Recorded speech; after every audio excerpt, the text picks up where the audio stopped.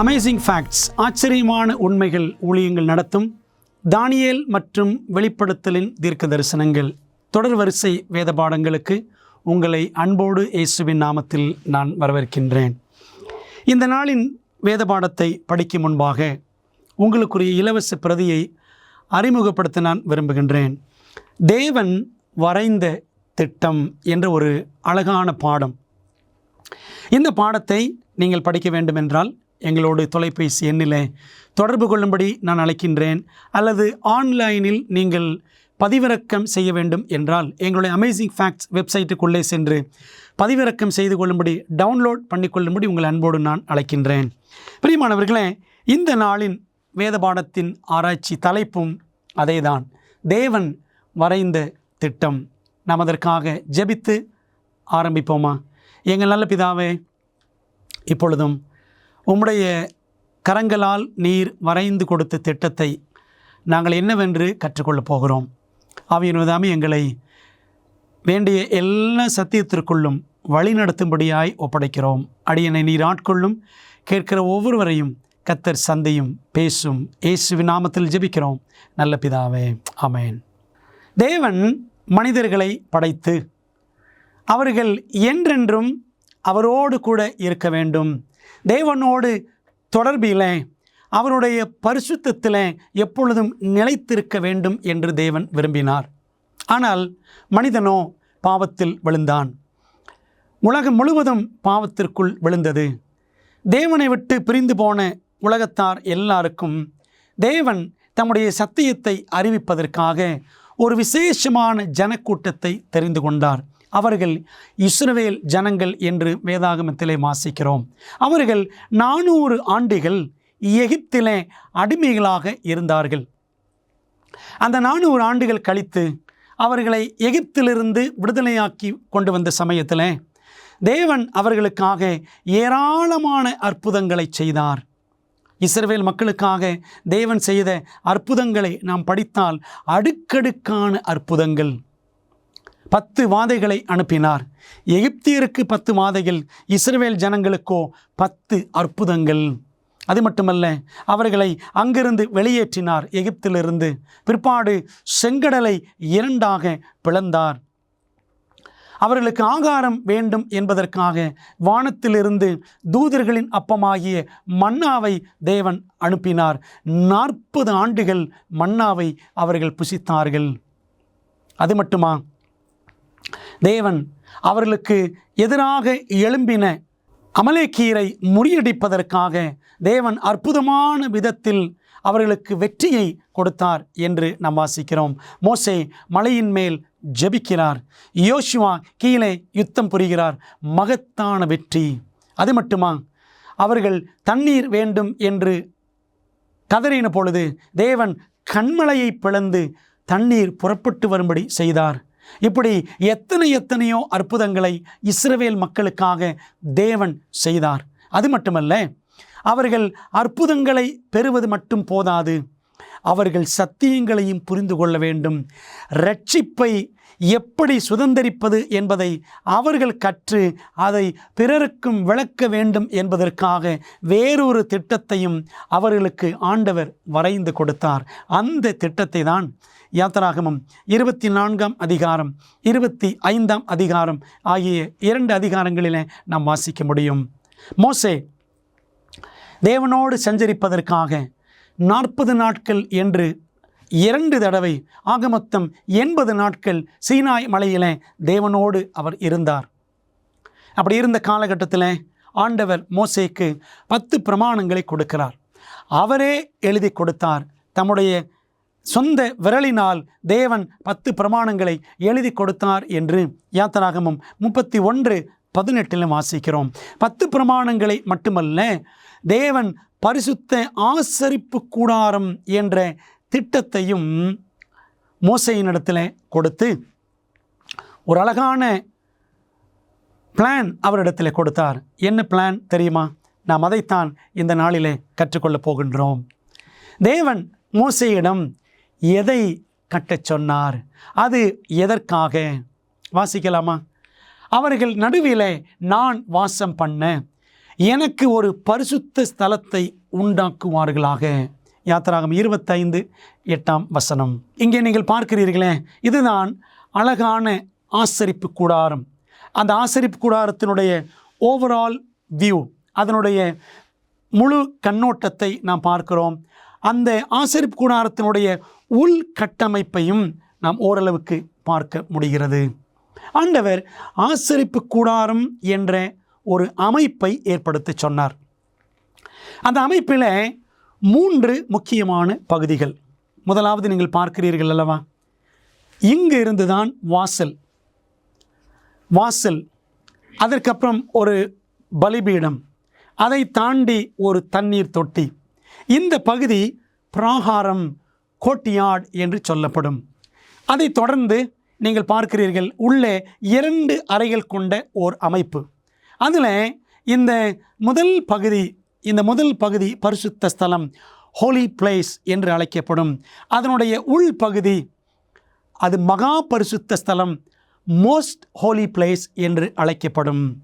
இந்த அமைப்பினுடைய ஒட்டுமொத்த அளவு எவ்வளவு என்றால் 15 அடிக்கு 45 அடி. பரிசுத்த ஸ்தலம் இதனுடைய அமைப்பு எவ்வளவு நீங்கள் பார்த்தீர்கள் என்று சொன்னால் 15க்கு 30 என்ற அடி கணக்கு. இந்த மகா பரிசுத்தலம் 15க்கு 15 என்ற அடி கணக்கு. இந்த கணக்கை நாம் வேதாகமத்தில் தெளிவாக பார்க்க முடியும். ஒரு முழம் 18 இன்ச் என்ற அளவில் அந்த கணக்கு இருக்கிறதாக நாம் வேதாகம கணக்கில் பார்க்க முடியும். ஆகவே ஆண்டவர் அழகான ஒரு ஆசரிப்பு கூடாரத்தை நீங்கள் ஏற்படுத்துங்கள். அவர்கள் நடுவில், இஸ்ரவேல் மக்களுக்கு நடுவில் இந்த ஆசரிப்பு கூடாரம் இருக்க வேண்டும். பிரியமான தேவ பிள்ளைகளே, இன்றைக்கி நம்முடைய வாழ்க்கையிலும் தேவன் ஆலயம் என்ற அவருடைய ஒழுங்கு அமைப்பு, பரிசுத்த ஆலயம் நம்ம எல்லாருக்கும் நடு மையமாக நம்முடைய வாழ்க்கையில் இருக்க வேண்டும் என்று தேவன் வடிவமைத்திருக்கிறார். ஆகவே ஆண்டுடைய ஆலயம் செல்லுவதை, அவரை தொழுது கொள்ளுவதை நம்முடைய வாழ்வின் மையமாக, நம்முடைய ஆண்டவருக்கு நாம் நடுமையமான முதன்மையான இடம் கொடுக்கிறவர்களாக இருக்கிறோமா என்பதை ஒரு சிந்தனையாக உங்கள் முன்பாக வைக்க விரும்புகிறேன். ஆகவே தேவன் கொடுத்த திட்டம், எனக்கு ஒரு பரிசுத்த ஸ்தலத்தை உண்டாக்குவார்களாக. ஆசரிப்பு கூடாரம் மற்றும் அதன் ஆராதனைகளிலிருந்து அவருடைய மக்கள் என்னென்ன கற்றுக்கொள்ள வேண்டும் என்று தேவன் எதிர்பார்க்கிறார். ஆசரிப்பு கூடாரம் என்பது தேவன் அழகான ஒரு பாடத்திட்டமாக கொடுத்திருந்தார். பாருங்கள், இந்த உலகத்தை படைத்த பொழுது தேவன் ஆதாம் ஏவாளோடு பேசினார். இயற்கையின் மூலமாக பேசினார். இயற்கை என்ற ஒரு பாட புத்தகத்தை தேவன் கொடுத்திருந்தார். பிற்பாடு 10 கட்டளைகளை அழகான ஒரு பாடத்திட்டமாக தேவன் கொடுக்கிறார். அது மட்டுமா, அதற்கு அடுத்தபடியாக ஆண்டவர் இந்த ஆசரிப்பு கூடாரம் என்ற அழகான பாடத்திட்டத்தை கொடுக்கிறார். காலப்போக்கிலே வேதாகமம் என்ற ஒரு அருமையான பாடத்திட்டத்தையும் நம்ம கொடுத்திருக்கிறார். எல்லாவற்றுக்கும் மேலாக இயேசுவே ஒரு உயிர் உள்ள பாடமாக இந்த உலகத்தில் அவர் இறங்கி வந்தார். இப்படி ஆண்டவர் நம்ம எல்லாருக்கும் ஏராளமான பாடத்திட்டங்களை, பாட புத்தகங்களை கொடுத்திருக்கிறார். அதில் நாம் நம்முடைய இரட்சிப்பை குறித்து கற்றுக்கொள்வதற்காக பரலோகம் கொடுத்திருக்கிற அழகான பாடத்திட்டம்தான் இந்த ஆசரிப்பு கூடாரம். சங்கீதம் 77:13 மிகவும் முக்கியமான அழகான வசனம். வாசிக்கலாமா? சங்கீதம் 77:13 சொல்லுகிறது, தேவனே உமது வழி பரிசுத்த ஸ்தலத்தில் உள்ளது. தேவன் நம்முடைய இரட்சிப்பின் வழியை எங்கிருந்து நாம் கற்றுக்கொள்ள வேண்டும் என்று விரும்புகிறார் என்று சொன்னால், அவருடைய ஆசரிப்பு கூடாரத்தில் அவர் அந்த இரட்சிப்பின் வழியை நமக்கு தெரியப்படுத்தி இருக்கிறார் என்பதை மிக அழகாக அந்த சங்கீதத்தில் நாம் வாசிக்கிறோம். ஆகவே ஆசரிப்பு கூடாரத்தின் வழியாக இரட்சிப்பின் திட்டம் நமக்கு மிக அழகாக காட்டப்பட்டிருக்கிறது. அதுதான் தேவன் நமக்கு வரைந்து கொடுத்திருக்கிற திட்டம். ஆசரிப்பு கூடாரத்திற்கான மாதிரி வரைபடத்தை மோசே எங்கிருந்து பெற்றுக்கொண்டார்? வாசிக்கலாமா? யாத்திராகமம் 25:40 வசனம், மலையிலே உனக்கு காண்பிக்கப்பட்ட மாதிரியின் படியே அவைகளை செய்ய எச்சரிக்கையாய் இரு. யாத்திராகமம் 25:40. ஆண்டவர் மோசேயை சீனாய் மலைக்கு அழைத்திருந்தார். அங்கே பரலோகத்தின் ஆசரிப்பு கூடாரம், that original sanctuary in heaven, அதை ஆண்டவர் செய்தாராம், மோசேக்கு காண்பிக்கிறார். அதனால் ஆண்டவர் சொல்றாரு, மலையிலே, சீனாய் மலையிலே உனக்கு காண்பிக்கப்பட்ட மாதிரியின் படியே என்னென்ன செய்ய வேண்டுமோ பொருட்கள் அனைத்தையும் நீ செய்ய வேண்டும் என்று தேவன் சொன்னார். இந்த வசனத்தை, இதே வசனத்தை நீங்கள் யாத்திராகமத்தில் பல முறை திரும்ப திரும்ப வாசிக்கலாம். எபிரேயர் புத்தகத்திலையும் நீங்கள் வாசிக்கலாம். மலையிலே உனக்கு காண்பிக்கப்பட்ட மாதிரியின்படியே நீ பரலோகத்தில் இருக்கிறதாக என்ன காட்சியை, அந்த ஒரிஜினல் சாங்சுவரி, அந்த நிஜமான ஆசரிப்பு கூடாரத்தை பரலோகத்திலே பார்த்தாயோ அதே போலவே நீ செய்ய வேண்டும். பார்த்தீங்களா? அதான் ஒரிஜினல், அதான் மாடல். ஆகவே தேவன் தம்முடைய அந்த திட்டத்தை, ஆசரிப்பு கூடாரம் என்ற திட்டத்தை அவர் பரலோகத்தில் வைத்திருக்கிறார். அதை அப்படியே மோசே காண்பித்து அதுபோலவே நீ செய் என்று, அப்படி செய்வதற்கு எச்சரிக்கையாக இரு என்றும் அவர் சொன்னார். ஆகவே நம்ம என்ன புரிஞ்சுக்கிறோம் அப்படின்னா, தேவன் இந்த ஆசரிப்பு கூடாரத்தினுடைய நீளம், அகலம், உயரம், அதனுடைய பலகைகள் எத்தனை பலகைகள், திரைகள் எத்தனை திரைகள், மூடுதிரைகள், அது மட்டுமல்ல எந்தெந்த மிருகத்திலிருந்து தோள்களை எடுக்க வேண்டும், எந்த மரம், எந்த மரத்தின் பலகைகளை பயன்படுத்த வேண்டும். பைபிளில் படித்து பாருங்கள். சீத்தீம் மரம் அல்லது அகேஷியா வுட் என்று சொல்லுவார்கள், அந்த மரத்தை பயன்படுத்த வேண்டும். நோவா பேழைக்கு கொப்பேர் மரம், ஆசரிப்பு கூடாரத்திற்கு சீத்தீம் மரம் என்று வாசிக்கின்றோம். ஆகவே ஆண்டவர் எல்லாவித அளவுகளையும் அவரே கொடுக்கின்றார். அவர் கொடுக்கிற அளவுகளிலிருந்து ஒரு துளி கூட மாறக்கூடாது. அன்பான தேவ பிள்ளைகளே, அப்படியானால் ஆண்டவர் நம்முடைய வாழ்க்கைக்கு எவ்வளவு அருமையான திட்டங்களை வைத்திருப்பார். ஒவ்வொரு சின்ன சின்ன நுணுக்கத்தையும் மோசேக்கு வெளிப்படுத்தின ஆண்டவர் என்னுடைய வாழ்வின் நுணுக்கங்களை அவர் அறியாமல் இருப்பாரா? அன்பான தேவ பிள்ளைகளே, யாத்திராகமம் 25ஆம் அதிகாரத்திலிருந்து 31ஆம் அதிகாரம் வரைக்கும் ஆண்டவர் இந்த ஆசரிப்பு கூடாரம் குறித்த எல்லா ஸ்பெசிஃபிகேஷன்ஸ், எல்லா துல்லியமான அளவீடுகளையும் அவர் கொடுக்கிறார். யாத்திராகமம் 35ஆம் அதிகாரத்திற்கு சென்றால் 35லிருந்து 40ஆம் அதிகாரம் வரைக்கும் அப்படியே தேவன் கொடுத்த அளவுகளின்படியே மோசே செய்து முடிக்கிறார். பிரியமான தேவ பிள்ளைகளே, யாத்திராகமத்தில் 38, 39, 40 இந்த 3 அதிகாரங்களை நீங்கள் படித்தால் கர்த்தர் தனக்கு கட்டளையிட்டபடியே, கர்த்தர் தனக்கு கட்டளையிட்டபடியே என்று நீங்கள் திரும்ப திரும்ப திரும்ப திரும்ப வாசிக்கலாம். நீங்கள் வாசித்து பாருங்கள். ஆகவே மோசே என்ன சொன்னாரோ அதை அப்படியே தேவன் சொன்னபடியே அவர் செய்தார். தேவன் வரைந்து கொடுத்த திட்டத்தை நம்முடைய வாழ்க்கையில் நாம் செயல்படுத்த வேண்டும். ஆண்டவர் அன்றைக்கு ஆசரிப்பு கூடாரத்திற்காக ஒரு திட்டத்தை வரைந்து கொடுத்தது போல இன்றைக்கு நம்முடைய வாழ்க்கைக்கான திட்டத்தை இந்த புஸ்தகத்தில் வரைந்து கொடுத்திருக்கிறார். இந்த புத்தகத்தின்படி நாம் வாழ்கின்றோமா? மோசேயை போல கர்த்தர் கட்டளையிட்டபடியே நாம் நடக்கிறோமா என்பதை சற்று சிந்தித்து பார்க்க வேண்டும். யாத்திராகம புத்தகம் முழுக்க முழுக்க மீட்பு என்ற காரியத்தை பற்றி பேசுகிறது. வேதாகமத்தில் ஒவ்வொரு புஸ்தகத்திற்கும் ஒரே ஒரு வார்த்தையில் ஒரு விளக்கம் கொடுக்கலாம்.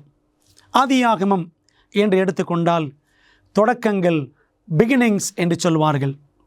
யாத்திராகமம் என்று எடுத்துக்கொண்டால் ரிடம்ஷன், மீட்பு என்று சொல்லுவார்கள். அதே போல் லேவியராகமம் என்று எடுத்துக்கொண்டால் ஒரே ஒரு வார்த்தை தான், ஹோலினஸ், பரிசுத்தம் என்று சொல்லுவார்கள். இப்படி ஒவ்வொரு புத்தகத்திற்கும் ஒரே வார்த்தையிலே ஒரு விளக்கம் இருக்கிறது. 66 புஸ்தகங்களையும் 66 வார்த்தைகளாக சொல்லிவிடலாம். ஆக அன்பான தேவ பிள்ளைகளே, யாத்திராகம புஸ்தகம் நம்முடைய மீட்பை பற்றி பேசுகிறது. அதில் 40 அதிகாரங்கள், முதல் 20 அதிகாரங்கள் இஸ்ரவேல் ஜனங்கள் எகிப்திலிருந்து மீட்கப்படுதல், physical redemption of Israelites from Egypt. எகிப்திலிருந்து ஆண்டவர் இஸ்ரவேல் ஜனங்களை என்ன செய்கிறார்? சரீர ரீதியாக மீட்கிறார். அதே போல யாத்திராகமம் 21ஆம் அதிகாரத்திலிருந்து 40ஆம் அதிகாரம் வரைக்கும் படித்தோம் என்றால் spiritual redemption of Israelites, spiritual redemption of God's people, தேவ ஜனங்களுடைய ஆவிக்குரிய மீட்பு, பாவத்திலிருந்து அவர்களை எப்படி மீட்டெடுப்பது என்பதை யாத்திராகமம் 21 கடைசி வரைக்கும் 40ஆம் அதிகாரம் வரைக்கும் தேவன் பேசுகிறார். அந்த பகுதியில் தான் இந்த ஆசரிப்பு கூடாரத்தை குறித்து நாம் படிக்கிறோம். அன்பான தேவ பிள்ளைகளே, ஆகவே இந்த ஆசரிப்பு கூடாரம் தேவனுடைய மீட்பின் திட்டத்தை நமக்கு அழகாக சுட்டி காட்டுகிறது. இதை மனதில் வைத்து நாம் அடுத்த கேள்விக்கு கடந்து செல்லலாமா? ஆசரிப்பு கூடாரத்தின் பிராகாரத்தில் நிறைய பேர் பிரகாரம் அல்ல, பைபிளை நல்லா படித்து பாருங்க. பிராகாரம், ஆசரிப்பு கூடாரத்தின் பிராகாரத்தில் என்னென்ன பொருட்கள் இருந்தன?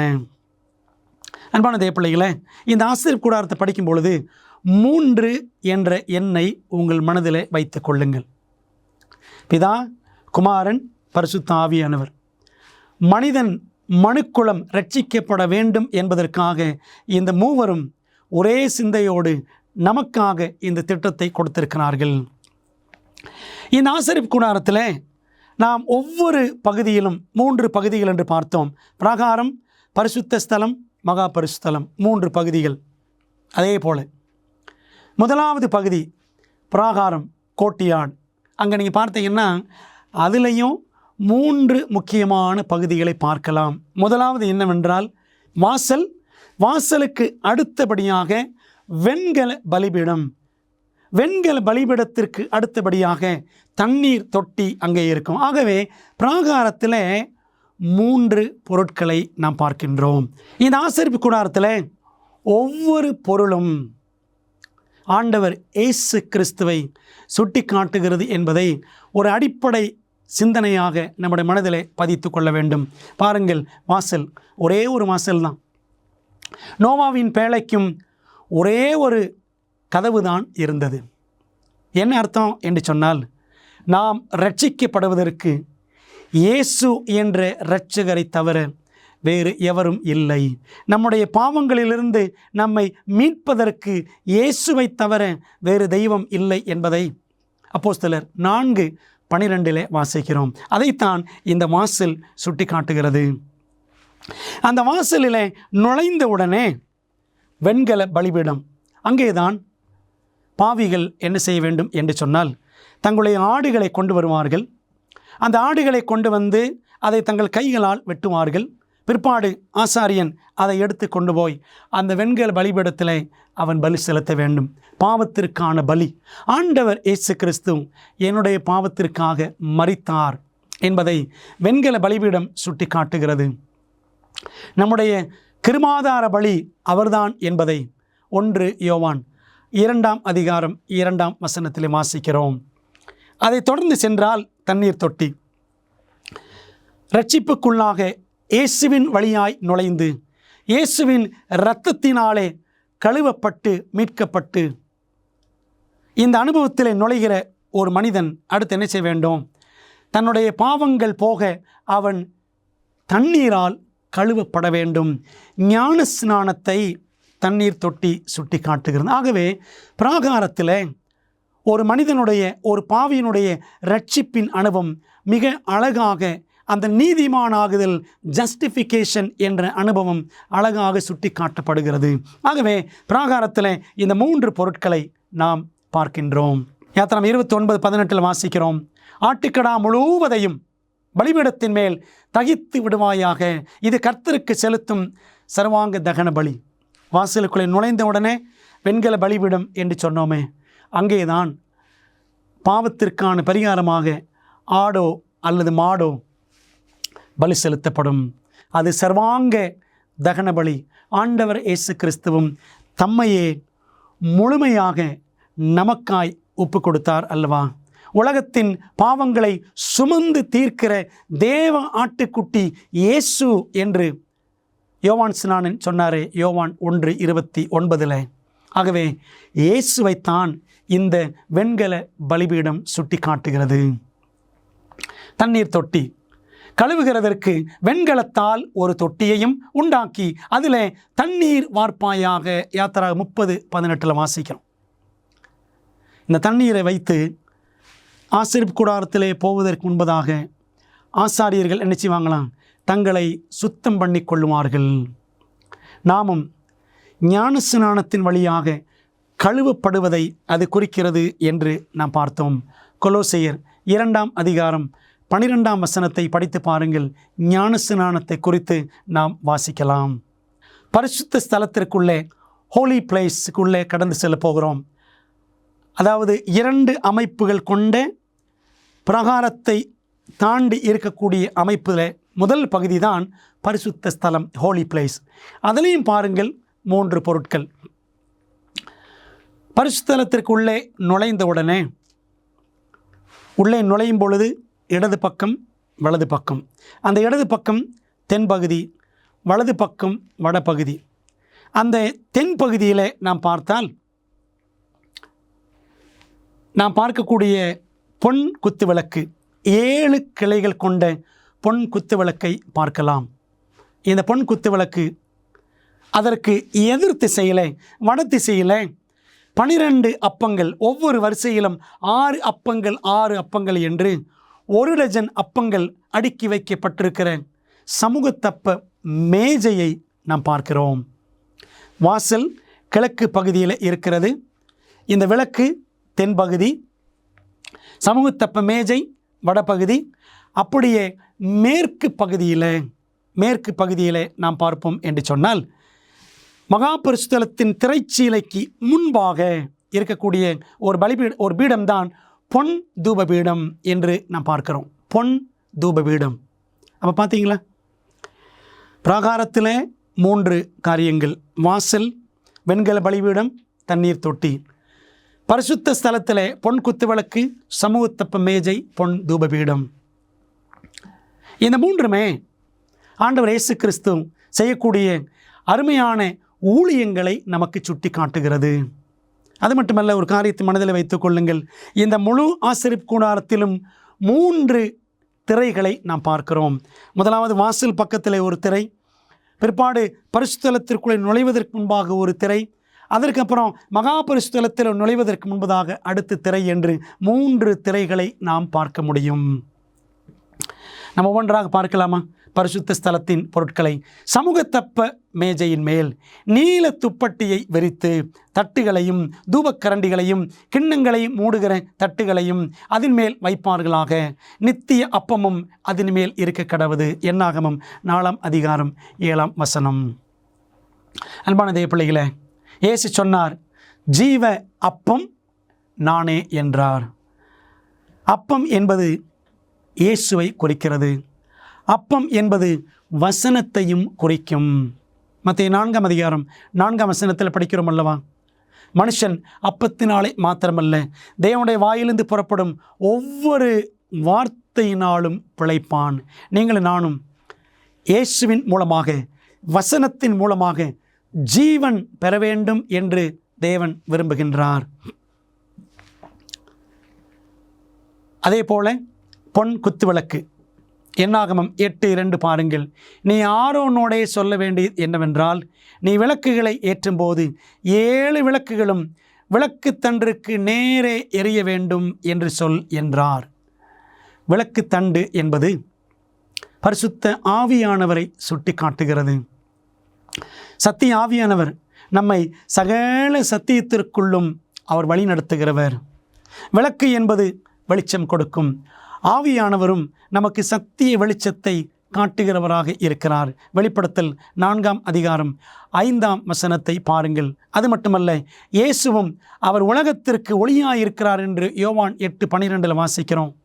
அவர் நம்மையும் நீங்கள் உலகத்திற்கு வெளிச்சமாயிருக்கிறீர்கள் என்று மத்தேயு 5 சொல்லியிருக்கிறார். ஆகவே விளக்கு என்பது இயேசுவையும் அவருடைய பிள்ளைகளையும் பரிசுத்த ஆவியானவரையும் சுட்டி காட்டுகிறது. அடுத்தபடியாக பொன் தூபபீடம். வெளியிலே வெண்கல பலிபீடம், உள்ளுக்குள்ளே பொன் தூபபீடம். தூபம் காட்டுகிறதற்கு ஒரு தூபபீடத்தையும் சீத்திம் மரத்தினால் உண்டாக்குவாயாக. யாத்திராகமம் 30:1 வாசிக்கிறோம். இந்த தூபபீடத்தில் தான் உள்ளே நுழைகிற ஆசாரியன் நறுமணமான பொருட்களை அவன் அதிலே போடுவான். தூபபீடத்தில் அங்கிருந்து நறுமணமான புகை எழும்பும். நறுமணமான புகை என்பது பரிசுத்தவான்களுடைய ஜெபங்களை குறிக்கிறது என்று வெளிப்படுத்தல் 8:2 மற்றும் 3 வாசிக்கிறோம். இந்த தூபபீடம் ஆண்டவர் இயேசு கிறிஸ்து நமக்காக பரிந்து பேசுகிறதை சுட்டி காட்டுகிறது. அதை 1 யோவான் 2:1 வாசிக்கிறோம். ஆண்டவர் இயேசு கிறிஸ்து நம் சார்பில் அவர் நம்முடைய ரட்சிப்புக்காக அவர் ஜெபங்களை நறுமணமான புகையாக அவர் ஏறெடுத்து கொண்டிருக்கிறார். 141 சங்கீதம் 2 வாசித்து பாருங்கள். என் ஜெபம், என் விண்ணப்பம் உமக்கு முன்பாக தூபமாகவும் என்று தாவீது சொல்லுகிறார். நம்முடைய ஜெபங்கள் எல்லாம் தேவனுக்கு முன்பாக இயேசுவின் மூலமாக நறுமணமான தூபமாக அங்கீகரிக்கப்படுகிறது. நாம் பாவிகள் தான். நாம் ஏறெடுக்கக்கூடிய ஜெபங்கள் எல்லாமே நம்முடைய பாவ உள்ளத்திலிருந்தும் பாவ உதடுகளிலிருந்தும் பிறக்கிறது என்பது உண்மைதான். ஆனால் இயேசுவின் கிருபையினாலே நம்முடைய ஜெபங்கள் எல்லாம் நறுமணமாய் பிதாவின் சமூகத்தில் ஏற்றுக்கொள்ளப்படுகிறது. அன்பான தேவ பிள்ளைகளே, தேவ சமூகத்தில் இன்றைக்கு தூபம் போட்டீர்களா? தேவனோடு இந்த நாளிலே நீங்கள் ஜெபித்தீர்களா? தேவனுடைய சமூகத்தில் முழங்கால் படியிட்டீர்களா? அப்படி முழங்கால் படியிட்டு தேவனோடு பேசுவோம் என்று சொன்னால் அது தேவனுக்கு முன்பாக நறுமணமாய் இருக்கும்.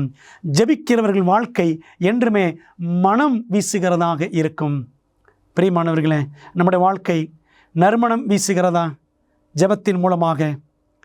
ஜெபிக்காமல் நம்முடைய வாழ்க்கை நாற்றம் வீசுகிறதா? சிந்தித்து பார்க்க வேண்டும். இதைத்தான் தூபபீடம் நமக்கு அழகாக சுட்டி காட்டுகிறது. அடுத்த பகுதிக்குள்ளே நாம் கடந்து செல்வோமா? வேதாகம தீர்க்க தரிசனத்தில் வெளிப்படுத்தப்பட்டுள்ளபடி நம்முடைய மோசமான உலகத்திற்கான தேவனின் திட்டத்தை அறிய விரும்புகிறீர்களா? உங்கள் மிகப்பெரிய சவால்களுக்கு நடைமுறையான நம்பகமான தீர்வுகள் வேண்டுமா? ஊக்கமளிக்கும் மற்றும் அறிவூட்டும் ஆச்சரியமூட்டும் உண்மைகள் வேதாகம பாட வழிகாட்டிகள் 27 அழகான வரைகளை மற்றும் நேரடியான பதில்களை புரிந்து கொள்ள எளிதான வகையில் வேதத்தின் அடிப்படையில் சிறப்பான மேலான பாடங்களை வழங்குகின்றது.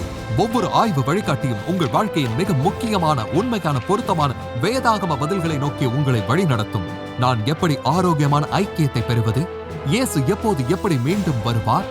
மேலும் இப்படி பல கேள்விகளுக்கு உங்கள் எதிர்காலத்தை வாய்ப்பாக விட்டுவிடாதீர்கள். ஆச்சரியமூட்டும் உண்மைகள் வேதாகம பாட வழிகாட்டிகளிடமிருந்து உங்கள் வாழ்க்கையை சத்தியத்துடன் மாற்றுங்கள். ஆங்கிலம், இந்தி, தமிழ் மற்றும் தெலுங்கு மொழிகளில் கிடைக்கிறது.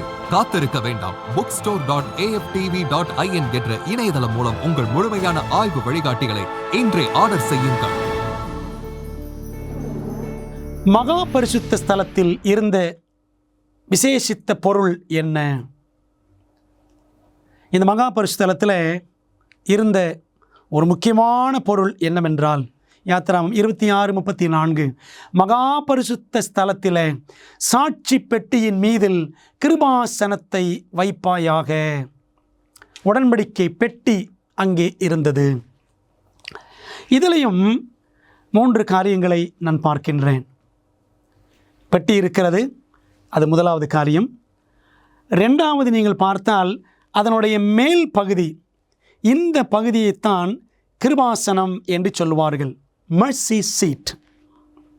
அதுக்கப்புறம் பார்த்தீங்கன்னா அங்கே மேலே இருக்கக்கூடிய அந்த தூதர்களால் ஆன சிலை, அந்த 2 தூதர்களுக்கு இடையில தான் தேவனுடைய பிரசன்னம் வெளிப்படும் என்று நாம் வேதாகமத்தில் வாசிக்கிறோம். ஆகவே பெட்டி இருக்கிறது, கிருபாசனம் இருக்கிறது, அங்கே தேவனுடைய மகிமை தங்குகிறது. 3 காரியங்கள். அன்பான தேவப்பிள்ளைகளே, இந்த பெட்டிக்கு உள்ளே போனால் அதற்குள்ளேயும் 3 பொருட்கள். நீங்கள் வேதாகமத்தில் படித்து பாருங்கள். 1, 2 கற்பலகைகளில் எழுதப்பட்ட 10 கற்பனைகள்.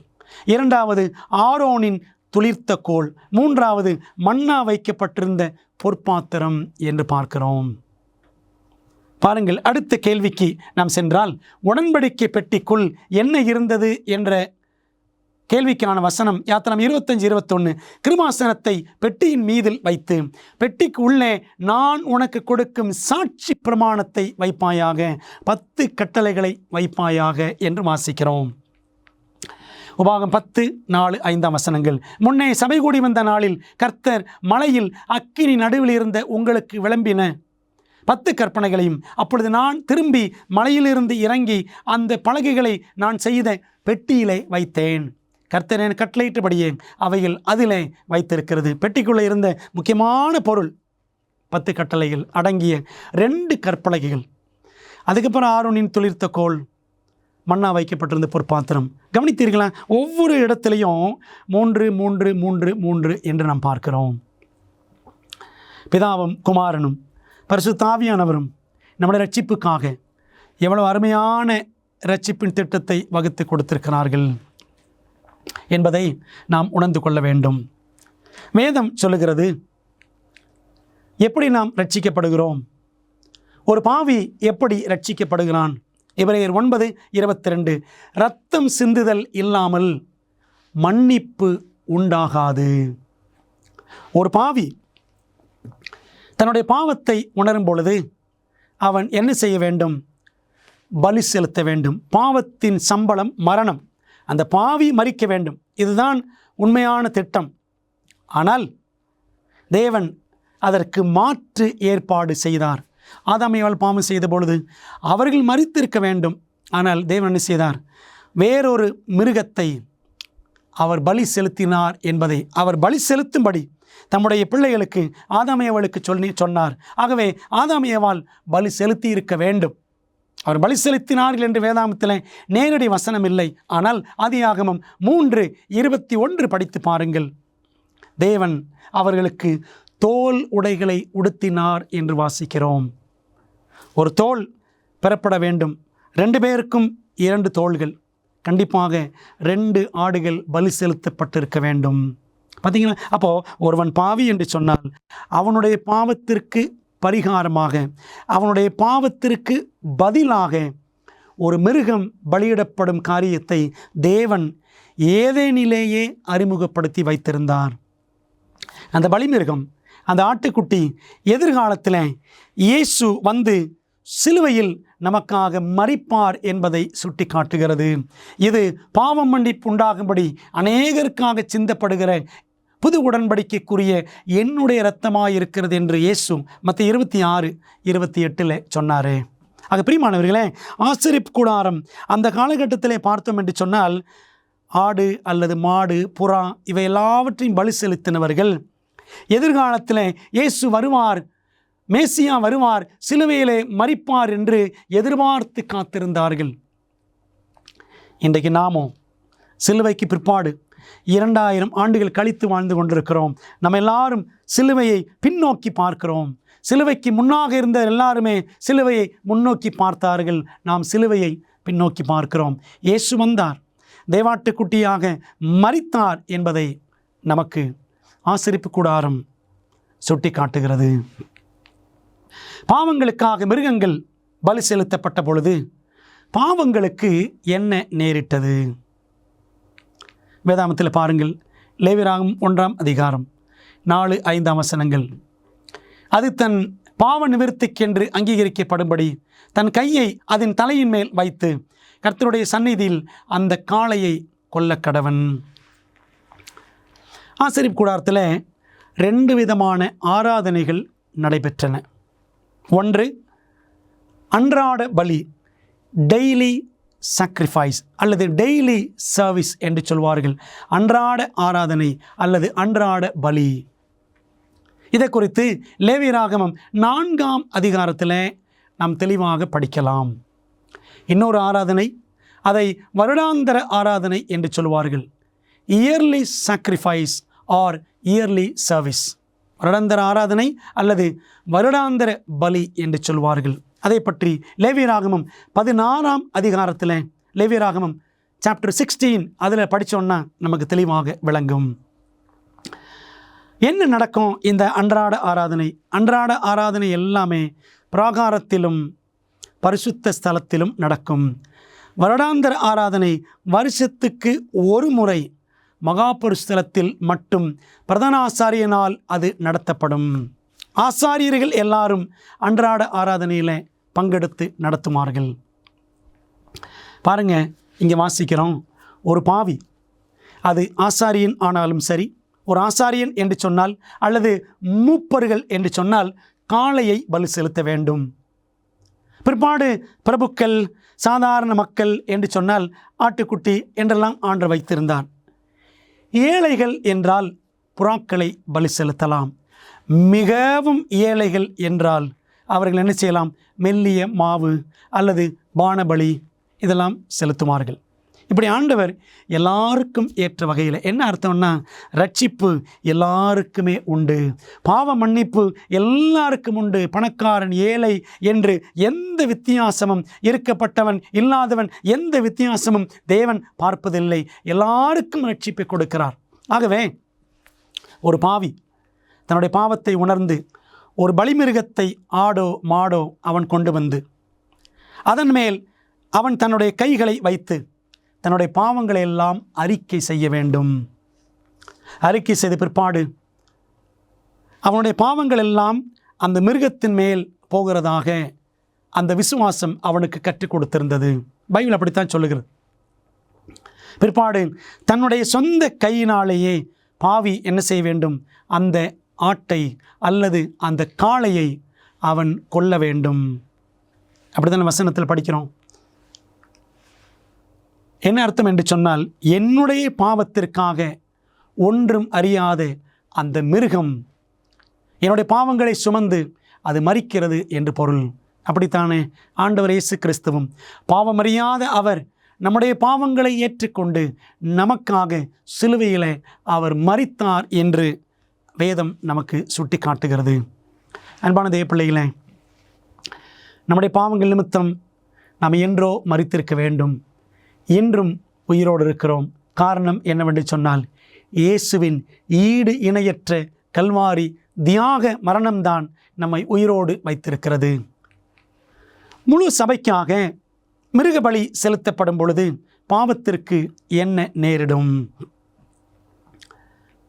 நாம் பார்க்கிறோம், ஒரு பாவி தன்னுடைய பாவத்திற்காக ஆடு அல்லது மாடு அவன் பலி செலுத்துகிறான். அந்த இரத்தத்தை ஆசாரியன் ஒரு பாத்திரத்தில் பிடித்து கொண்டு அவர் என்ன செய்வாராம்? தன் விரலை இரத்தத்தில் தோய்த்து கர்த்தருடைய சந்நிதியில் திரைக்கு எதிரே 7 தரம் தெளித்து என்று லேவியராகமம் 4:17 வாசிக்கிறோம். என்ன அர்த்தம் அப்படின்னா, இந்த இரத்தத்தை எடுத்துக்கொண்டு உள்ளே செல்லக்கூடிய பரிசுத்த ஸ்தலத்தில் செல்லக்கூடிய ஆசாரியன் மகா பரிசுத்தலத்துக்கு முன்பாக ஒரு திரை இருக்கும். அந்த திரையில் அவன் 7 தரம் தெளிப்பான். அதனுடைய பொருள் என்னவென்றால், ஒரு பாவியிடம் அல்லது ஒரு சபையிடம் இருக்கிற பாவம் அப்படியே இரத்தத்தின் வழியாக என்னாகுது? டிரான்ஸ்ஃபர் ஆகி ஆலயத்திற்குள்ளே போகிறது. பாவங்கள் தேவனுடைய ஆலயத்தில் பதிவு செய்யப்படுகின்றன என்று பொருள். ஒரு பாவி தன்னுடைய பாவத்துக்காக வந்து பலி செலுத்துவது அந்த அன்றாட ஆராதனையில் நடக்கும். சபைக்காக, முழு சபைக்காக சுத்திகரிப்பு செய்வது எப்போ நடக்கும்னா, வருஷத்துக்கு ஒரு முறை நடக்கும் என்று நாம் புரிந்து கொள்ள வேண்டும். அன்பான தேவ பிள்ளைகளே, தேவன் நமக்காக ஆசரிப்பு கூடாரத்தின் எந்த 2 அடையாளங்களை நிறைவேற்றினார்? ஆசரிப்பு கூடாரம் என்றாலே அதில் எடுத்துக்கொண்டால் 2 முக்கியமான காரியங்கள் அல்லது 2 முக்கியமான நபர்கள் என்று கூட சொல்லலாம். ஒன்று, ஆசரிப்பு கூடாரத்தில் ஆட்டுக்குட்டி தேவை. ஆட்டுக்குட்டியோ அல்லது காளையோ ஒரு பலிமிருகம் தேவை. ஏன்னா அதுதான் ரத்தம் சிந்த முடியும். ரத்தம் சிந்துதல் இல்லாமல் பாவமன்னிப்பு இல்லை. ரத்தம் சிந்துதல் நடக்கலை அப்படின்னா அந்த ஆசரிப்பு கூடாரமே அவசியம் கிடையாது. அன்பான தேவ பிள்ளைகளே, பவுல் சொல்லுகிறார் 1 கொரிந்தியர் 5:7, ஏனெனில் நம்முடைய பஸ்காவாகிய கிறிஸ்து நமக்காக பலியிடப்பட்டிருக்கிறாரே என்று வாசிக்கிறோம். அன்பான தேவ பிள்ளைகளே, ஆட்டுக்குட்டி வேலையை இயேசு கிறிஸ்து செய்தார். பிராகாரத்திலே எப்படி அந்த வெண்கல பலிபீடத்தில் மிருகம் பலி செலுத்தப்படுமோ அதே போல் இயேசு கிறிஸ்துவும் இந்த பூமிக்கு இறங்கி வந்து நமக்காக அவர் சிலுவையிலே பலியானார். ஆட்டுக்குட்டி இயேசுவே. இது முதலாவது அவர் நிறைவேற்றின ஆட்டுக்குட்டி ஊழியம். இரண்டாவது, இயேசுவினுடைய இரண்டாவது ஊழியம் என்ன அப்படின்னா, வானங்களின் வழியாய் பரலோகத்திற்கு போன தேவகுமாரனாகிய இயேசு என்னும் மகா பிரதான ஆசாரியர் நமக்கு இருக்கிறபடினால் நாம் பண்ணின அறிக்கையை உறுதியாய் பற்றி கொண்டிருக்க கடவோம். எபிரேயர் 4:14 வாசிக்கிறோம். ஆட்டுக்குட்டியாக பூமியிலே வந்து ஊழியம் செய்தவர் தம்முடைய மரணத்தை நிறைவேற்றி முடித்த பிற்பாடு பரலோக தேவ ஆலயத்தில் அவர் இன்றைக்கும் நமக்காக பிரதான ஆசாரியராக இருக்கிறார். அப்படியானால் ஒரு ஆசிரியர் கூடாரத்தில் 2 முக்கியமான ஊழியம். என்ன ஊழியன்னா, ஒன்று ஆட்டுக்குட்டி, இன்னொன்று ஆசாரியன். ஆனால் அது ரெண்டுமே, அந்த ஆட்டுக்குட்டியும் இயேசுவே, அந்த ஆசாரியனும் இயேசுவே என்று 2 ஊழியங்களை இயேசு கிறிஸ்து நிறைவேற்றினார் என்பதை வேதம் நமக்கு அழகாக சுட்டி காட்டுகிறது. இயேசு நமக்கு தந்தருளின நீதிக்காக வேதாகமம் என்ன 6 வாக்கு தத்தங்களை குறிப்பிடுகிறது. பிரியமான தேவ பிள்ளைகளே, ஒரு பாவிக்காக பழைய ஏற்பாட்டு காலத்தில் ஒரு ஆடு பலி செலுத்தப்பட்டது போல இன்றைக்கு ஆண்டவர் நம்ம எல்லாருடைய பாவங்களுக்காக சர்வலோகத்தின் பாவங்களையும் சுமந்து தீர்க்கக்கூடிய கிருபாதார பலியாக ஆண்டவர் இயேசு கிறிஸ்து நமக்காக அவர் இரத்தத்தை சிந்தினார். ஒரு பாவி அவன் வந்து தன்னுடைய பாவத்தினத்தம் ஒரு ஆட்டை பலி செலுத்தும் பொழுது அந்த இரத்தத்தின் மூலமாக அவன் மன்னிக்கப்பட்டவனாய் கடந்து செல்கிறான். அன்பான தேவ பிள்ளைகளே, ஆண்டவர் இயேசு கிறிஸ்து நமக்காக தமது ஜீவனை கல்வாரியிலே கொடுத்தாரே. அவரை விசுவாசிக்கும் பொழுது வசனம் சொல்லுகிறது பாருங்கள், 1 யோவான் 1:9 நம்முடைய பாவங்களை நாம் அறிக்கையிட்டால் பாவங்களை நமக்கு மன்னித்து எல்லா அநியாயத்தையும் நீக்கி நம்மை சுத்திகரிப்பதற்கு அவர் உண்மையும் நீதியும் உள்ளவராய் இருக்கிறார். இயேசுவிடம் வந்து நாம் பாவங்களை அவரிடத்தில் ஒப்படைத்தால், தேவாட்டுக்குட்டியாம் இயேசுவிடம் நம்முடைய பாவங்கள் எல்லாம் அவர் மீது அறிக்கை இட்டு விட்டுவிட்டால் என்ன நடக்குது அப்படின்னா, அவருடைய இரத்தத்தினால் நாம் கழுவப்பட்டு பாவமே செய்யாதவர்களாக பரலோகத்தால் ஏற்றுக்கொள்ளப்படுகிறோம். இது எத்தனை பெரிய பாக்கியம்! அவருடைய தியாகத்தினாலே, அவர் நமக்கு அருளக்கூடிய நீதியினால் நமக்கு என்னென்ன ஆசீர்வாதங்கள். 6 வாக்குத்தத்தங்களை பார்க்கலாமா? முதலாவது, அவர் நமது பாவங்களை மறைத்து நம்மை குற்றமற்றவர்களாக எண்ணுகிறார். அதுதான் 1 யோவான் 1:9 படித்தோம். நம்முடைய எல்லா அநியாயத்தை நீக்கி நம்மை சுத்திகரிக்கிறார். ஏசாயா 44:22 படிக்கிறோம், இஸ்ரவேலே, நீ என்னால் மறக்கப்படுவதில்லை, உன்னுடைய பாவங்கள் எல்லாத்தையும் கார்மேகத்தை போல நான் அகற்றிவிட்டேன் என்று ஆண்டவர் சொல்லுகிறார். ஆகவே நம்மை குற்றமற்றவர்களாக, பாவிகளை பாவமே செய்யாதவர்களாக தேவன் தம்முடைய நீதி நிமித்தம் நம்மை மாற்றுகிறார். இரண்டாவது, இயேசு நம்மை தேவ சாயலாக மாற்ற வாக்குத்தத்தம் கொடுக்கிறார். ரோமர் 8:29 படித்து பாருங்க. அங்கே வாசிக்கிறோம், நம்ம எல்லாரையும் தேவகுமாரனுடைய சாயலுக்கு ஒப்பாக மாற்றும்படி தேவன் திட்டம் வைத்திருக்கிறார். நம்ம எல்லாரும் கிறிஸ்துவை போல மாறணும். அதுதான் தேவனுடைய திட்டம். அந்த வாக்கு தத்தத்தை ரோமர் 8:29 வாசிக்கிறோம்.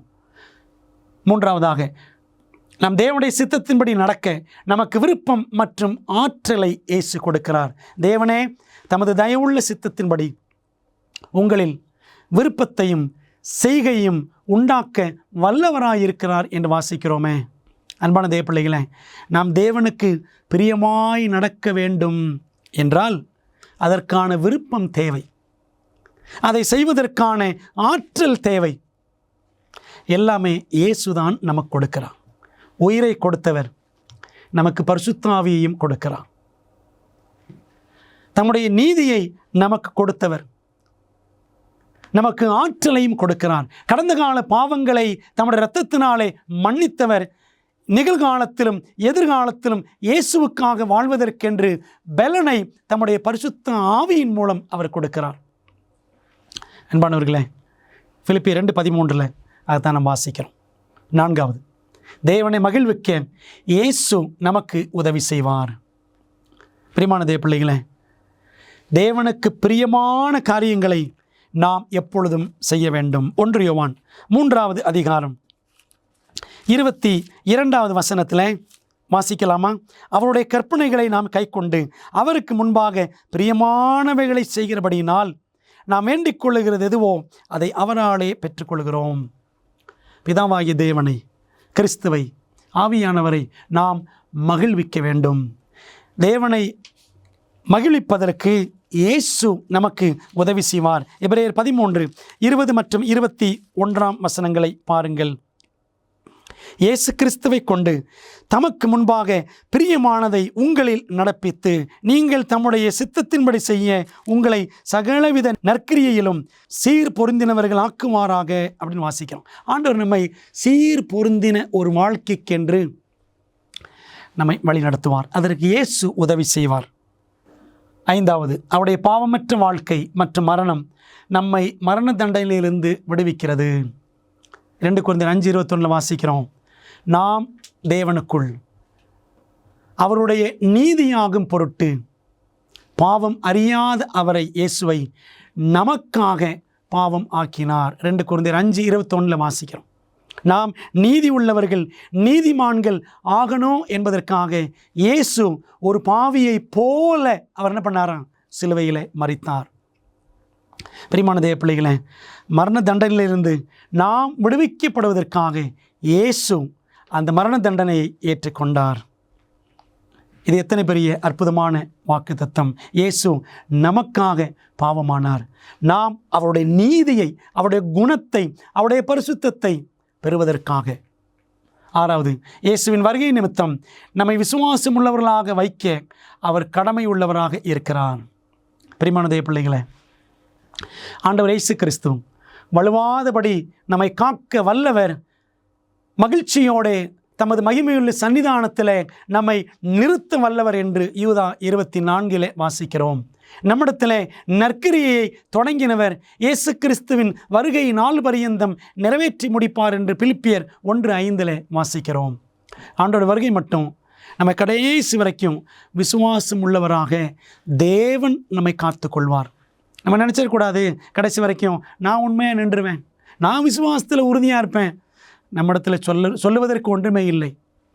நம்ம விசுவாசத்தில் உறுதிப்படுத்துகிறவர், விசுவாசத்தை துவங்குகிறவர், விசுவாசத்தை முடிக்கிறவர் எல்லாமே இயேசுதான்.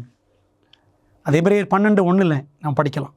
Author and finisher of our faith. நம்முடைய விசுவாசத்தை துவக்குகிறவர், முடிக்கிறவர் இயேசுவே. அன்பான தேவ பிள்ளைகளே, இந்த ஆசரிப்பு கூடாரம் முழுக்க முழுக்க இயேசுவை நமக்கு வெளிப்படுத்துகிறது. நீதிமானாக்கப்படுவதற்கு ஒரு நபர் ஏதேனும் வேலை செய்ய வேண்டியது உள்ளதா? நீங்களும் நானும் நீதிமான் ஆக வேண்டும் என்றால் நம்ம ஏதாவது இதை செய்தால் அதை செய்தால் நீதிமானாகி விடுவோமா? பாருங்கள், பைபிளில் வாசிக்கிறோம். மத்தேயு 7:21, பரலோகத்தில் இருக்கிற என் பிதாவின் சித்தத்தின்படி செய்கிறவனே பரலோக ராஜ்யத்தில் பிரவேசிப்பானே அல்லாமல் என்னை நோக்கி கர்த்தாவே கர்த்தாவே என்று சொல்லுகிறவன் அதில் பிரவேசிப்பதில்லை. ஆண்டவரே ஆண்டவரே என்று நீங்கள் சொல்லியும் நான் சொல்லுகிறதை நீங்கள் செய்யாமற் போகிறது என்ன? லூக்கா 6:46. அந்த வசனமும் இந்த வசனமும் ஏறக்குறைய ஒன்றுதான். ஆண்டவர் என்ன சொல்லியிருக்கிறாரோ, வேதாகமத்தில் என்னெல்லாம் சொல்லி வைத்திருக்கிறாரோ அதுதான் அவருடைய சித்தம். அதை செய்ய வேண்டும் என்பதுதான் தேவன் நம்மிடத்தில் எதிர்பார்க்கிறார். அவருடைய சித்தம் செய்தால் போதும். பிரியமான தேவ பிள்ளைகளே, வேறு வேலைகள், வேறு கிரியைகள், இதை செய்தால்தான் ரட்சிப்பு, இதை செய்தால்தான் பரலோகத்துக்கு போவேன் என்று நமக்கு நாமே நம்முடைய சுய இஷ்டத்தின்படியான செய்கைகளை செய்ய வேண்டிய அவசியம் இல்லை. பாவ நிவாரண நாளில் என்ன காரியம் சம்பவிக்கும்? இந்த ஆசரிப்பு கூடாரத்தில் நாம் படிக்கக்கூடிய மிக முக்கியமான ஒரு காரியம். நான் உங்களுக்கு சொன்னேன் அல்லவா, வருடாந்திர பலி வருஷத்துக்கு ஒரு முறை 7ஆம் மாதம் யூத கேலண்டர் படி 7ஆம் மாதம் 10ஆம் நாளில், திஸ்ரி என்ற மாதம் 10ஆம் நாளில் வருடத்திற்கு ஒரு முறை மகா பரிசுத்தலத்தில் பிரதான ஆசாரியன் உள்ளே நுழைந்து முழு சபைக்காக பாவ நிவாரணம் செய்வார், சுத்திகரிப்பு செய்வார். தினந்தோறும் பாவிகள் தங்களுடைய பாவங்கள் நிமித்தம் ஆடுகளை கொண்டு வந்து அல்லது மாடுகளை கொண்டு வந்து பலி செலுத்தினார்கள். அவர்கள் பாவங்கள் இரத்தத்தின் வழியாக உள்ளே சென்றிருக்கிறது ஆலயத்திற்குள்ளே. அதனால் ஆலயம் தீட்டுப்பட்டு விட்டது, பாவங்களினால் தீட்டுப்பட்டு விட்டது. இப்பொழுது ஆலயத்தை சுத்திகரிக்க வேண்டும். என்ன செய்ய வேண்டும்? பாவ நிவாரண நாள் என்ற பண்டிகை தேவன் அதனால் தான் கொடுத்தார். அதை குறித்து லேவியராகமம் 16ஆம் அதிகாரத்தில் வாசிக்கிறோம். 30ஆம் வசனம் பாருங்கள். கர்த்தருடைய சந்நிதியில் உங்கள் பாவம் எல்லாம், இஸ்ரவேல் மக்கள் எல்லாம், முழு சபை அவருடைய பாவம் எல்லாம் நீங்கி சுத்திகரிக்கும்படி அந்நாளில் உங்களை சுத்திகரிக்கும் பொருட்டு உங்களுக்காக பாவ நிவர்த்தி செய்யப்படும். இதைத்தான் யோம் கிப்போர் என்று சொல்வார்கள். டே ஆஃப் அட்டோன்மெண்ட், பாவ நிவாரண நாள். இப்படி ஒரு பண்டிகையை யூதர்கள் இன்றைக்கும் கடைபிடிக்கத்தான் செய்கிறார்கள். ஆனால் அப்படி செய்யணும்னு அவசியம் இல்லை. அன்றைக்கு பிரதான ஆசாரியன் பழைய ஏற்பாட்டு காலத்தில் வருடத்திற்கு ஒரு முறை மகா பரிசுத்தலத்தில் பிரவேசித்தது போல ஆண்டவர் இயேசு கிறிஸ்துவும் நம்முடைய பாவங்களுக்காக சிலுவையில் மரித்து அவர் உயிரோடு எழுந்து பரிசுத்த ஸ்தலத்தில் அவர் ஊழியம் செய்து இப்பொழுது மகா பரிசுத்தலத்தில் நமக்காக பரிந்து பேசி கொண்டிருக்கிறார். பிரியமான தேவ பிள்ளைகளே, ஆகவே எப்படி ஆசரிப்பு கூடாரத்தில் மகா பரிசுத்தலத்தில் பிரதான ஆசாரியன் ஊழியம் செய்தாரோ அதே போல இன்றைக்கும் இயேசு மகா பரிசுத்தலத்தில் பரலோகத்தில் நமக்காக பரிந்து பேசி கொண்டிருக்கிற ஊழியத்தை செய்து கொண்டிருக்கிறார் என்று வேதாகமம் பல இடங்களில் எபிரேயர் புத்தகம் 9ஆம் அதிகாரத்தை படித்து பாருங்கள், உங்களுக்கு தெளிவாக விளங்கும். ஆண்டவர் இயேசு கிறிஸ்துவினுடைய பரலோக ஊழியத்தை, பிரதான ஆசாரிய ஊழியத்தை குறித்து எபிரேயர் புத்தகத்தில் தெளிவாக நாம் வாசிக்கின்றோம். பரலோக ஆசரிப்பு கூடாரத்தின் சுத்திகரிப்பு பழைய பாவ நிவாரண நாளை முன் அறிவிக்கிறதா? ஆம், முன் அறிவிக்கிறது. ஆதலால் பரலோகத்தில் உள்ளவைகளுக்கு சாயலானவைகளை இப்படிப்பட்ட பலிகளினாலே சுத்திகரிக்கப்பட வேண்டியதாக இருந்தது. பரலோகத்தில் உள்ளவைகளோ இவைகளிலும் விசேஷித்த பலிகளாலே சுத்திகரிக்கப்பட வேண்டியதாமை என்று எபிரேயர் 9:23 வாசிக்கிறோம். பழைய ஏற்பாட்டில் இந்த பாவ நிவாரண நாளில் என்ன செய்வார்களாம்? 2 ஆடுகளை தெரிந்து கொண்டு, ஒன்று கர்த்தருடைய ஆடு, இன்னொன்று போக்காடு, சாத்தானுடைய ஆடு என்று சொல்லி சீட்டு போட்டு பிரித்து வைத்து ஜனங்கள் எல்லாருடைய பாவங்களுக்காக கர்த்தருடைய ஆட்டை வெட்டி பலி செலுத்தி அந்த இரத்தத்தை எடுத்து கொண்டு போய் மகா பரிசுத்தலத்தில் தெளித்து அந்த ஆசாரியன் அந்த பாவங்களை சுமந்து கொண்டு வந்து அந்த போக்காட்டின் மீது, சாத்தானுடைய ஆட்டின் மீது அவன் பாவங்களை போட்டு அறிக்கையிட்டு அந்த ஆட்டை கொண்டு போய் ஆளில்லாத வனாந்தரத்தில் விட்டு விடுவான் என்று லேவியராகமம் 16ஆம் அதிகாரத்தில் வாசிக்கிறோம். அந்த அதிகாரத்தில் தான் பாவ நிவாரண நாளை பற்றி தெளிவாக சொல்லப்பட்டிருக்கிறது. அன்பான தேவ பிள்ளைகளே, அதே போல ஆண்டவர் இயேசு கிறிஸ்து சர்வலோகத்தின் பாவங்களையும் பிசாசின் மேல் போட்டு அவனை 1000 ஆண்டுகள் இந்த பூமியின் இருட்டடிப்பில் போடுவதற்கு முன்பதாக தம்முடைய கடைசி ஊழியத்தை மகா பரிசுத்தலத்தில் நிஜமான பாவ நிவாரண நாள் என்று சொல்லக்கூடிய இந்த காலத்தில் பிரதான ஆசாரியராக அந்த ஊழியத்தை அவர் இப்பொழுதும் செய்து கொண்டிருக்கிறார். சீக்கிரத்தில் இயேசுவானவர் அந்த பிரதான ஆசாரிய ஊழியத்தை முடிவு செய்ய போகிறார். நாம் செய்ய வேண்டியது என்ன? இயேசு உங்களை, என்னை பரிசுத்தவானாக மாற்றுவதற்கு, அற்புதங்களை செய்ய நீங்கள் உங்கள் வாழ்க்கையை முற்றிலும் இயேசுவின் கையில் ஒப்படைக்க ஆவலாக இருக்கிறீர்களா? ஆண்டவரே, உம்முடைய இரத்தத்தினால் என்னை கழுவி, நீர் என்னுடைய தேவாட்டுக்குட்டி, நீர் என்னுடைய பிரதான ஆசாரியன், என்னை ஏற்றுக்கொள்ளும், உம்மை போல என்னை மாற்றும் அந்த அற்புதத்தை என்னிலே செய்யும் என்று நம்மை நாமே அவருக்கு ஒப்படைக்கலாமா? ஜெபம் செய்வோம். நல்ல பிதாவே, இந்த நாளில் நீர் வரைந்து கொடுத்த ஆசரிப்பு கூடார திட்டத்தை ஓரளவுக்கு நாங்கள் படித்தோம். இன்னும் ஆழமாய் படிக்க எங்களுக்கு அதிக கிருபைகளை தாரும்.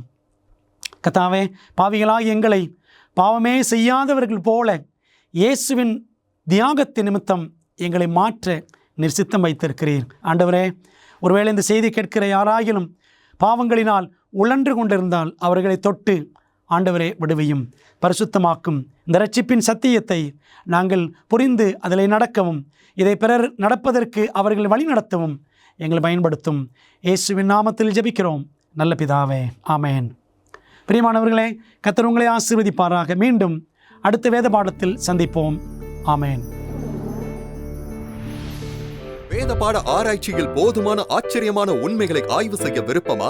சத்தியம் நிறைந்த இந்த நிகழ்ச்சியை நீங்கள் சந்தோஷமாக காண அடுத்த வாரம் வரை காத்திருக்க வேண்டியதில்லை. இதன் அற்புதமான உண்மைகளை AFTV.org ஊடக நூலகத்தில் காணலாம். AFTV.org இல் நீங்கள் காணொளி மற்றும் கேளலை விளக்க காட்சிகள் அனைத்தையும் அதனுடன் அச்சிடப்பட்ட உள்ளடக்கத்தையும் இலவசமாக பெறலாம். வாரத்தில் 7 நாட்களும் 24 மணி நேரமும் உங்கள் கணினி அல்லது மொபைல் சாதனத்தில் இருந்து பெற முடியும். AFTV.org பார்வையிடுங்கள். 50 வருடங்களுக்கும் மேலாக அமேசிங் ஃபேக்ட் ஊழியங்கள் நற்செய்தியை உலகம் முழுவதும் பகிர்ந்து கொண்டிருக்கிறது. இயேசுவின் சித்தத்தின்படி அனைத்து மக்களுக்கும் நித்திய சுவிசேஷத்தை அறிவித்துக் கொண்டிருக்கிறது. உங்கள் ஜெபத்திற்கும் ஆதரவிற்கும் நன்றி.